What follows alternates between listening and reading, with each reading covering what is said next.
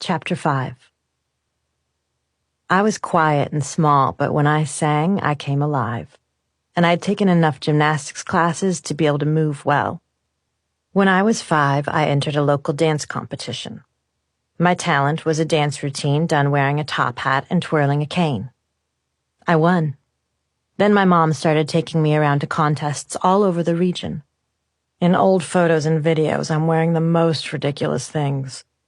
In my 3rd grade musical, I wore a baggy purple t-shirt with a huge purple bow on top of my head that made me look like a Christmas present.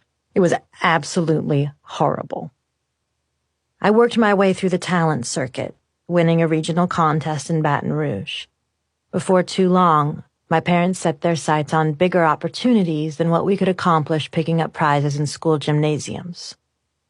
When they saw an advertisement in the newspaper for an open call for the all-new Mickey Mouse Club, they suggested we go.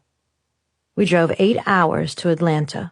There were more than 2,000 kids there. I had to stand out, especially once we learned after we arrived that they were only looking for kids over the age of 10. When the casting director, a man named Matt Casella, asked me how old I was, I opened my mouth to say 8. Then remembered the age 10 cutoff and said 9. He looked at me skeptically. For my audition, I sang Sweet Georgia Brown while doing a dance routine, adding in some gymnastics flips. They narrowed the group of thousands from across the country down to a handful of kids, including a beautiful girl from California a few years older than me named Carrie Russell. A girl from Pennsylvania named Christina Aguilera and I were told we hadn't made the cut, but that we were talented. Matt said we could probably get on the show once we were a little older and more experienced.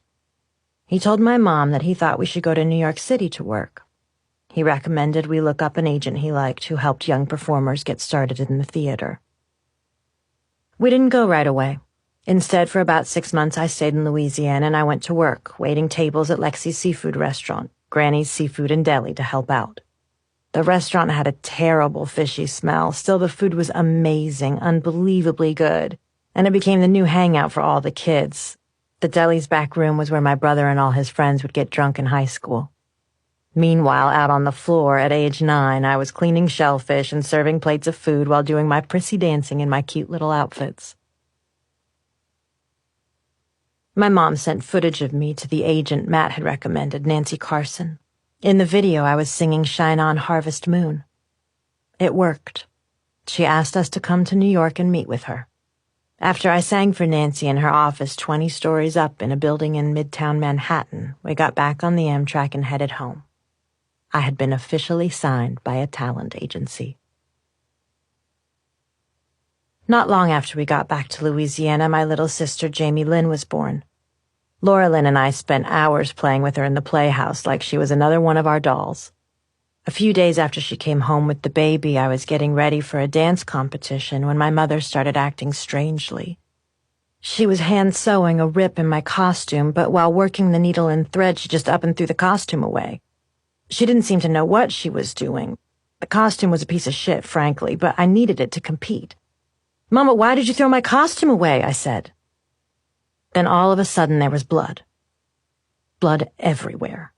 Something hadn't been sewn up properly after she gave birth. She was gushing blood. I screamed for my father. "What's wrong with her?" I yelled. "What's wrong with her?"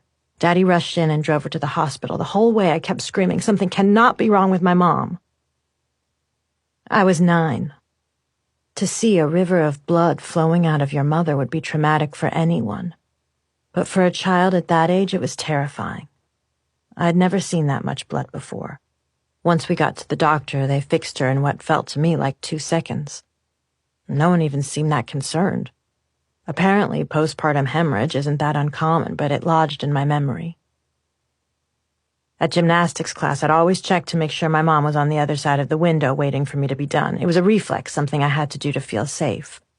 But one day I did my usual check-in out the window and she wasn't there. I panicked. She'd left. She was gone, maybe forever. I started crying. I fell to my knees. Seeing me, you'd have thought someone had just died. My teacher rushed over to comfort me. "Honey, she's going to come back." She said, "It's okay. She probably just went to Walmart." It turned out that my mom had done exactly that. She had gone to Walmart. But it was not okay. I couldn't take her leaving. Seeing how upset I was when she got back, she never left that window during class again. And for the next few years, she never left my side. I was a little girl with big dreams. I wanted to be a star like Madonna, Dolly Parton, or Whitney Houston.